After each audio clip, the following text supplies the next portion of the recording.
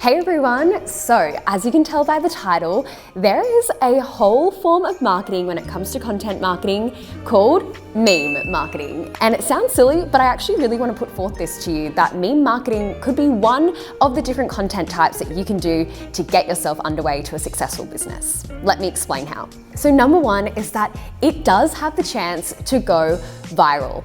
Now, a great example of this is a walking sleeping bag that I saw the other day, which was literally just a photo that was on Facebook of someone in a sleeping bag that had legs and that had arms that you could close up and you could just wear it around. And it had 52,000 comments and was a product that you could find on Amazon. Now, I found that so fascinating because you could just put something up quite seriously as a brand for your wearable sleeping bag, so to speak. But yet this meme tended to get even more engagement and even more interaction and would have been so easy to make and had such a large impact when it came to its reach. Number two is that they are so easy to make. There's a few easy ways to do this. You can open up Keynote, which is like a PowerPoint presentation version on your laptop. So either way, Mac or Windows. You could also make them on Canva, Google Slides if you wanted to, just export it in Square. There's a ton of ways to make it super easy and free, if not nearly free, to make them.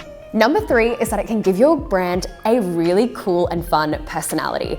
I wanted to use my product business, The Good Gun, for example. So we use memes as a way to be able to connect with our audience and resonate with them on different things that interest them.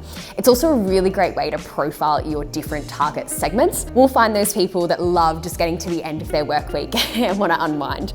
We love finding the people that are very serious about their gym and their, a fitness regime.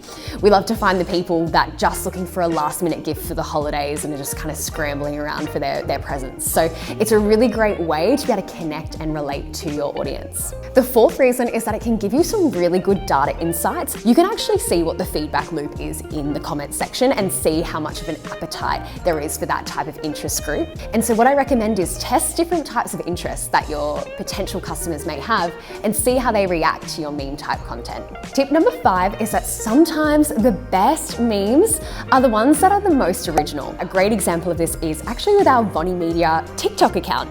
We made a unique video which was called When the Intern is Told to Observe and Learn, which is something that we were giggling about in the office and decided to recreate ourselves. It was something that we hadn't had any inspiration of prior. I don't believe that there's anything out there quite like it. And we were able to create a piece of content that resonated really well and was completely unique. Tip number 6 is to get on top of those media trends that I was speaking to you about before and really getting on the pulse of culture. I would recommend looking on Twitter. I think Twitter is a really great way to see the relevant conversations that are happening and also look at what's on TV, what's happening online, and really getting your eye on what's going on in the different industries that you want to be a part of and for the different target audiences that you want to be a part of. Number 7 is, wait, that was weird. Number 7 is to stay on brand. So if you find that you've thought of a million different angles that memes, you're trying to fit it into your brand and it just doesn't fit into your creative mix, don't force it to be there. I know that there's many brands that have just such a style and a finesse that adding a meme into the mix just doesn't align to the brand. Maybe there's tiny nuances that you could do, but even still, it just might be saying in high end or just not align with its messaging. Please don't force it to be there just because it could give you some engagement, because you don't want it to overall affect your brand equity of the type of people who consume your content. Tip number 8 is to look at what others do. I think a really great tip when it comes to meme marketing is actually looking at other meme pages. There's literally pages out there, both on Facebook and Instagram, that just post memes constantly. And so I encourage you to go and follow those pages because they're usually doing their own research and kind of helping you be able to do your research as to what is working well. Tip number 9 is to be able to use the Use Existing Post feature, which sits under your Facebook Business Manager. If you post a meme organically on Facebook or Instagram, for example, you post it organically, perfect, done. So let's just say it's got 5 comments, 5 likes, that meme. We're able to put spend behind that exact post and keep all of those still running, but with ad spend behind it. This is super powerful. This means that you can get even more likes, more comments, and get your metrics up even more when it comes to your objective and your vision. And in summary, here are my top tips. So take this away from today. Come back to the end of this video to get it all in one go. Are you ready? Let's go. Have a goal of what you want and align it to your brand vision. Get clear on your resourcing and the tools of how to use it. Do your research. Look at trends, look at meme pages, look at the experts in the industry. What are they looking at in order for you to then get to the top of the range in your delivery of the memes as well? Know your target market and your personas. This will really help you develop the personalized messaging that needs to go out to those target audiences. Decide where you're going to place this meme and what percentage split you're going to put across each of the different mediums. You might want to double down on Facebook, do a little bit less on Twitter, or do the most amount on TikTok and just a little bit on Instagram. Have a think of what that split is and where your resourcing will go accordingly. Make sure that your messaging is in line with your goals. So I said this before, but it really comes down to what your copywriting is doing, what's your message that you're putting out there.